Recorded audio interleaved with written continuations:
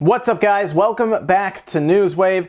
Hope you had a good weekend. Had a lot of fun here. We actually took apart a refurbished GameStop Xbox 360, and it turned out how you might figure. It wasn't very good. We also did the Spawncast and checked out XO18. All of those videos for XO18 and the refurbished Xbox 360 are up on YouTube on the channel. The Spawncast audio is all up on SoundCloud and iTunes. Go check those out if you get a chance, if you missed it. Today we're going to get into some interesting things because, of course, we couldn't be helped. Pokemon Let's Go was leaked online. There's a lot of data mine stuff going around out there. I'm not going to get into any of that stuff in this video because it is technically spoiler territory, but we're going to go over what happened here. And then we also have to talk about an interesting patent that might be pointing to what Sony could be planning for the PlayStation 5 controller. At least it'll tell us about their train of thought. As always, guys, if you enjoy these videos, we can do it with the like button. It does help out. We're going to start with some quick news today. And we're going to start with Activision because they were kind of in the news with Activision Blizzard because, of course, Blizzard was kind of pushing towards mobile games, as we saw with Diablo Immortal and then apparently several others. And Activision, of course, is known for a lot of microtransactions, even loot boxes and stuff in their games, in-game purchases. And people keep looking at that and saying, why do they keep doing it? It's because it makes them a lot of money. And when I say a lot of money, I mean a lot of money. They actually told us in their investors call how much money they were making each year, and it's $4 billion. Billion with a B. There's a lot of money to make off of microtransactions and in-game purchases, but they make that much. It's insane to think about that, but that is why it keeps getting pushed so much, because it works.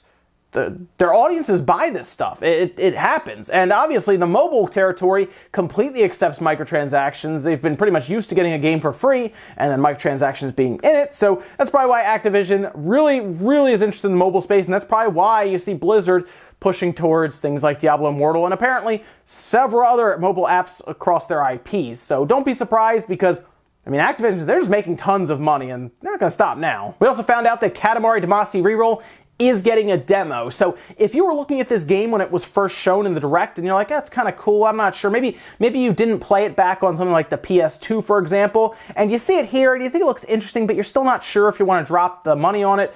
Well, good news, you'll be able to download the demo the day it comes out, the first week in December. December 7th is what it's listed on GameStop's website and other places, so you should be able to play it. Hopefully the demo goes up when the full game goes up as a digital download, that way you can try it out before you play it. Katamari Damacy is an odd game, I will admit that, so it is good to have a demo there, and I think they looked at it and thought the same thing, like, people might not understand what this game is. Let's put a demo. Maybe it's like one level or a time demo, but I would check it out because I like the game. I think it's pretty cool. I think it's very unique, so everyone should at least check it out and see if it's for them. And if you like it, hey, the full game is there, all, I guess, remastered in some way, shape, or form. We'll see what kind of upgrades, if any, that they did to it. Also, we know Travis Strikes Again is coming out in the next couple months, and we also know that they were doing some sort of collaboration with indie games. Remember, originally we theorized that, oh, maybe Travis goes into different worlds from different indie games and he interacts with different mascots and everything. Not that much, obviously, because we've seen what the gameplay is and we kind of understand kind of what they're going for here. The indie collaboration seems to be shirts, so that way indie games can have some sort of representation in this game, and they put a slide out that you're seeing here online, and they put a ton of different indie games in here. I mean, we're seeing a bunch of things. I was happy to see Golf Story, by the way, because Golf Story is one of them. Hollow Knight, Dandara, and then Bit Trip, Runner. Just so many different games are all included here, and it's a cool way to do this. I'm going to be curious how you unlock these. Are these tied to in-game achievements, or do they just really get unlocked as you beat levels? I would like to see some of these maybe locked to some more difficult achievements just for some sort of, I guess, accomplishment factor there. But if it is something you just unlock, or maybe these are shirts that you buy in some sort of shop that's in like a hub world or something, I guess that's another way you can go about it. And then in some more sad news, it looks like Hollow Knight, the physical copy, is canceled, or at least put on hiatus for now. It was kind of weird because it was just kind of put out there. Skybound Games talked about it, and then later Team Cherry responded saying, "We're regretfully announcing the cancellation of physical copies of Hollow Knight and our partnership with Skybound Games. As a team of 3 people, still in intensive production of Hollow Knight, taking the game into the retail space, even with the extensive assistance of Skybound, proved more work than we could reasonably manage." Now they go on to say that they will further look into doing a physical copy of some kind in the future, but for now, no real plans. They had to kind of put that to the side because they are working so heavily on the game itself. This is a team of 3.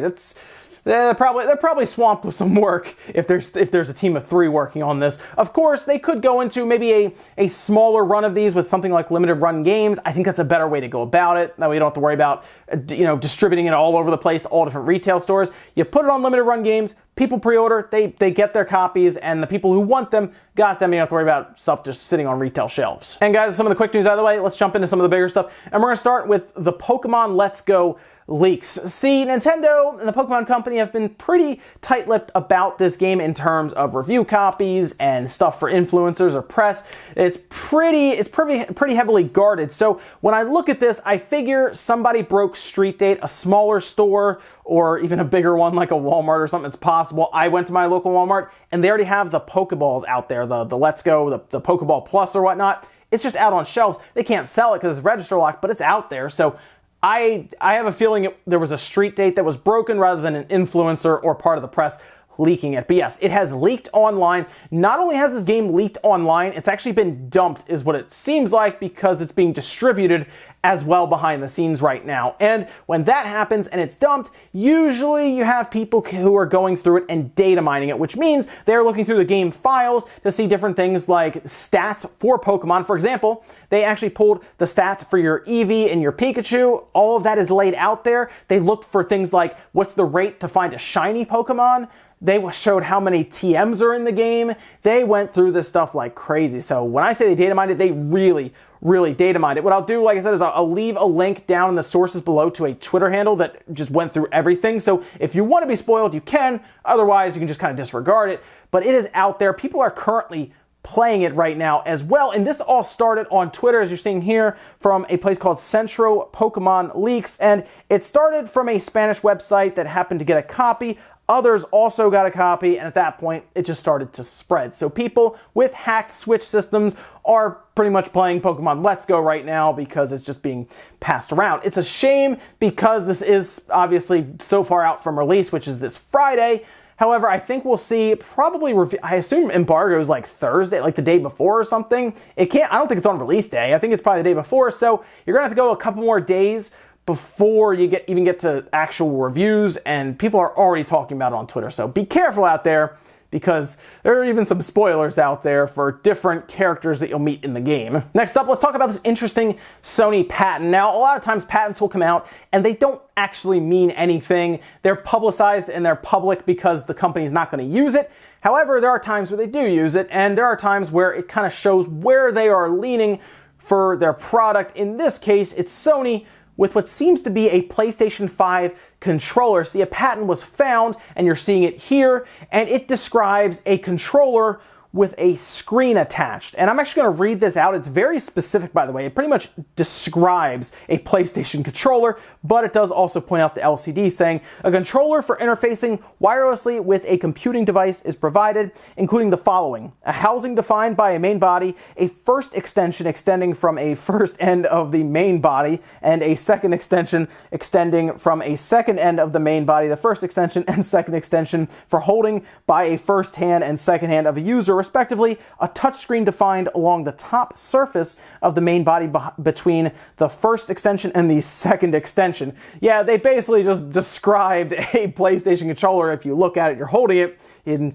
like the most finest of details here. But they do describe possibly a screen between the two ends. So right where that, I assume, touchpad is. Now, Sony has done some interesting things with their controllers, specifically starting with the PS3 controller, because the PS2 controller, while it was a good controller, was pretty much almost exactly like the PlayStation 1 DualShock. It had pressure-sensitive buttons and stuff like that with DualShock 2, but when they moved to DualShock 3, they had things like the 6-axis built in, which was the motion controls that they eventually got rid of, right? It was, of course, wireless, but it did not have the rumble feature. Eventually, they added that in with the DualShock 3, and they just eventually seemingly forgot about the 6-axis stuff because they really didn't use it much after that. I remember we used it with Lair, and it was terrible, so maybe they figured it was kind of gimmicky and they moved on and made the PlayStation Move, and that's kind of where they went from there. But a touch screen, possibly, maybe it's just a regular screen on your PlayStation controller, is kind of interesting. Now I know what you're thinking, well, the Wii U did that. Yeah, you're right. Yeah, I mean, we've been down this road before with Sony. It's not like a big surprise that they would look at what competitors are doing and bring it over to their controller or their system. It's nothing new. They all kind of copy off each other anyway, so why not? But a PlayStation controller with a touchscreen possibly in the middle there is kind of interesting. Now, it doesn't really say it's a touchscreen, it just says it's an LCD screen, but if it was a touchscreen as well, it could also mimic the trackpad or that touchpad for backwards compatibility possibly, or it could even introduce some new features with that screen that we saw with things like the Wii U. It's just in a more compact form, and of course, it's probably the one controller you're going to be using, so then people don't have to figure out if you're using your Wii U pad or the Pro controller. They know what you're using. You're using just the PlayStation 5 controller with a touchscreen. I would be curious if it would actually be kept alive, or if Sony would just forget about it. Otherwise, it could add to some cool little features in the games.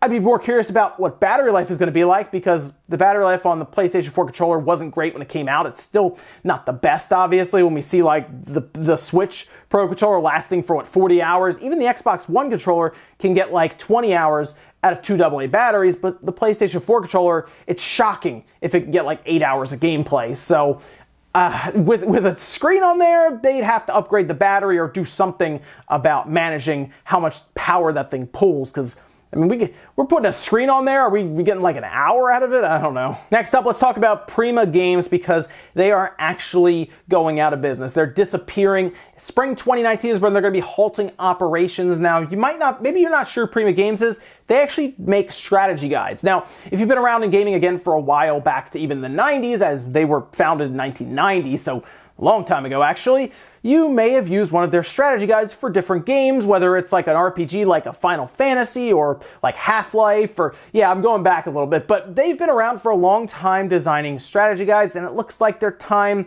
is coming to an end, probably because the times are obviously shifting, right? I mean, we're looking at possibly an all-digital future coming up relatively soon. I wouldn't be shocked if this generation coming out, the PlayStation 5, Xbox Scarlet or whatnot, is like the last generation where we have physical media. I think we're getting close.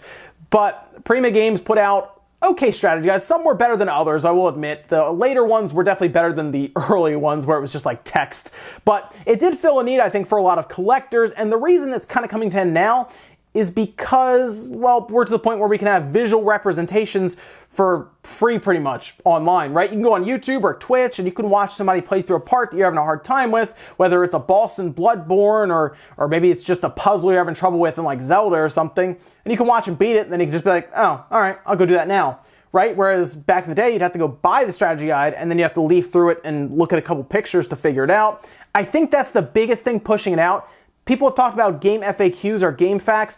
I've used that place for a long time back in the day. I even used like Game Winners back in the day when I had to sign on to AOL. Yeah, it's been a while, but game FAQs I don't think is what would have hurt Prima Games to this extent, mostly because it was actually worse most times than Prima Games, because Prima Games at least had pictures. If you go back to those old FAQ walkthroughs on Game Facts, it was them trying to draw pictures, whether it was maps with like equal signs and letters and stuff, and it actually wasn't that easy to follow. So Prima Games actually had a leg up on that. However, YouTube and Twitch and everything video online now pretty much has a leg up on what Prima did. It's a shame to see, especially for the older guard of gamers who are pretty much watching I guess nostalgia, just disappear at this point. It's going away. It's the end of an era, I guess a lot of people are saying. And yeah, I mean, we're seeing pretty much the all-digital future take over as we go along here, and this is just another example of something that was pretty much run over by the market. And in our last bit of news, let's talk about a Nintendo 64 controller that's being made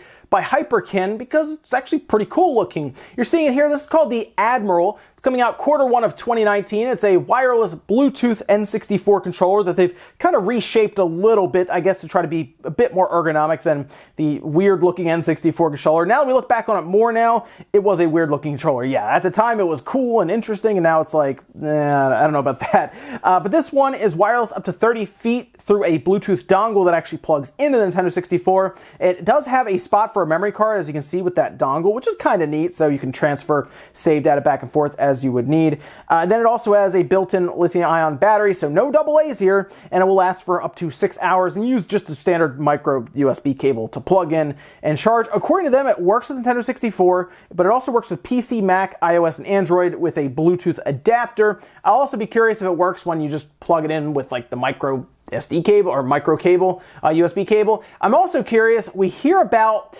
these rumors for a Nintendo 64 Classic, if they would be interested in designing a dongle on the other end that would plug in a Nintendo 64 Classic that would let it communicate to this, rather than just having to plug it into a Nintendo 64, because that's going to be, I think, an interesting item for people if they can get it wireless, mostly because I think a lot of us expect those cables to be very short for Nintendo 64, which is going to be very, very funny when 4 people try to gather around and you're all like 4 feet, 5 feet from the system and the TV. But that's kind of what we did back in the day. We was all sat on the floor and the TV was up there and we all played GoldenEye or Mario Kart and we were all like pretty close to, we were inches from each other, playing these games. The cable's that short. But I would like to see this added into that point, but we still need to see the Nintendo 64 Classic announced. So they don't even know what they're designing until we even see the thing, but cool to see another new accessory that does add some quality of life features to the Nintendo 64 coming out in the first quarter of 2019. Ladies and gentlemen, that's going to do it here for Newswave. If you enjoyed this video, guys, hit the like button. It does help out. If not, hit the dislike. Leave comments down below about everything we talked about today, whether it is the Pokemon Let's Go leaks. I didn't include any of the leaks or the spoilers here, but just know it is out there, so be careful if you don't want to be spoiled. And if you do, you can just go online and find it really easy and get spoiled now. Maybe get a jump on some of the competition around you in that game. Also, let me know what you think about that PlayStation 5 controller patent. Do you think that's something they're going to pursue, put a screen on the PlayStation 5 controller? I'd be interested to see what third parties and, of course, Sony could do with it, although it didn't work out the best for Nintendo. But if it's like that across the board, you don't have extra controllers that don't have the screen and they have to use it, could be interesting. Thanks, guys, for watching, and I'll see you next time.